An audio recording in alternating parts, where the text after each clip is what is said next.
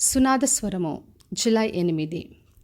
వారికి ఇలాగు జరుగును, వారు వేడుకొనక మునిపే నేను ఉత్తరమిచ్చెదను, వారు మనవి చేయుచుండగా నేను ఆలకించెదను. యెషయా గ్రంథము 65వ అధ్యాయము 24వ వచనం. మన దేవుడు ఈ రోజున వాగ్దానం చేస్తున్నాడు. మనం వేడుకొనక ముందే ఆయన ఉత్తరం ఇచ్చే దేవుడు. మనం మనవి చేయుచుండగా ఆయన ఆలకిస్తానని వాగ్దానం చేస్తున్నాడు. మరి పరలోకమందున్న తండ్రికి తెలుసు మనకి ఎప్పుడు ఏది అవసరమో. అందుకే కొన్ని మనం అడగక ముందే మనకు ఆయన జవాబిచ్చే దేవుడు. కొన్నిసార్లు మనం ప్రార్థన చేస్తుండగా మన ప్రార్థన ఆలకించి మనకు జవాబిస్తాడు. దేవుడు మనకు జవాబిచ్చే పద్ధతులు చాలా అద్భుతంగా ఉంటాయి. మనం అడుగు వాటికంటేను ఊహించే వాటికంటేను అత్యధికమైన మేలుతో తృప్తిపరిచే దేవుడు. అందుకే నిత్యం మనము ఆయన పైన ఆధారపడి ఆయనకు ప్రార్థన చేసినప్పుడు అన్ని విషయాల్లో జవాబును పొందుకుంటాం.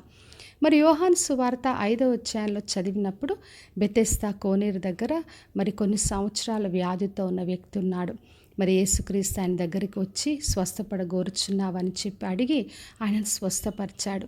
మరి ఆయన యేసుక్రీస్తును వేడుకోలేదు, నన్ను స్వస్థపరచమని అడగలేదు. కానీ యేసుక్రీస్తే ఆయనకున్న సమస్యను చూసి దగ్గరికి వెళ్ళి స్వస్థతను విడుదలిచ్చాడు. మరి ఆయన ప్రజలందరూ ఆకలితో ఉన్నప్పుడు వాళ్లకు మరి ఆహారాన్ని ఇచ్చిన దేవుడు. అందుకే ఆయన ప్రజలకున్న అవస్థలు చూస్తాడు. వాళ్ళు వేడుకొనక ముందే ఉత్తరం ఇచ్చి సహాయం చేస్తాడు. మరి కొన్నిసార్లు ప్రజలు యేసుక్రీస్తు దగ్గరకు వచ్చి స్వస్థత కొరకు విడుదల కొరకు అడిగినప్పుడు వాళ్ళ ప్రార్థనకు ఆయన జవాబిచ్చాడు. మరి గుడ్డివారు దావీదు కుమారుడా మమ్మల్ని స్వస్థపరచమని కేకలు పెట్టినప్పుడు ఆగి వాళ్ళని స్వస్థపరిచాడు. మరి ఎవరెవరు ఆయన దగ్గరికి ఏ అవస్థ వచ్చారో ప్రతి ఒక్కరికి కూడా ఆయన సహాయం చేసిన దేవుడు.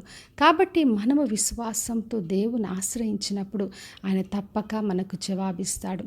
కాబట్టి నా ప్రియ సహోదరి సహోదరా, ఈ రోజున ఏ అవస్థ ఉన్నా ఆయనను ఆశ్రయిద్దాం. ఆయన మనం అడగక ముందే మనకి ఏది కావాలో తెలుసు కనుక తప్పక మనం వేడుకొనక ముందే మనకు ఉత్తరం ఇచ్చి మనకు సహాయం చేస్తాడు.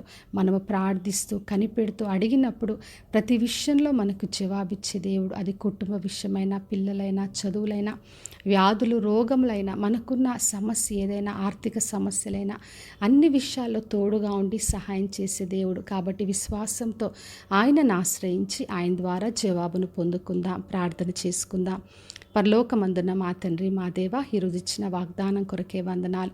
ప్రతి ఒక్కరిని దీవించండి. వారికి ఏ అవస్థ ప్రభువ వారు వేడుకొనక ముందే వారికి ఉత్తరం ఇచ్చండి తండ్రి. వారు మనవి చేయుచుండగా ఆలకించి జవాబును దయచేయమని యేసు నామములో అడిగి వేడుకొంచున్నాను తండ్రి, ఆమెన్.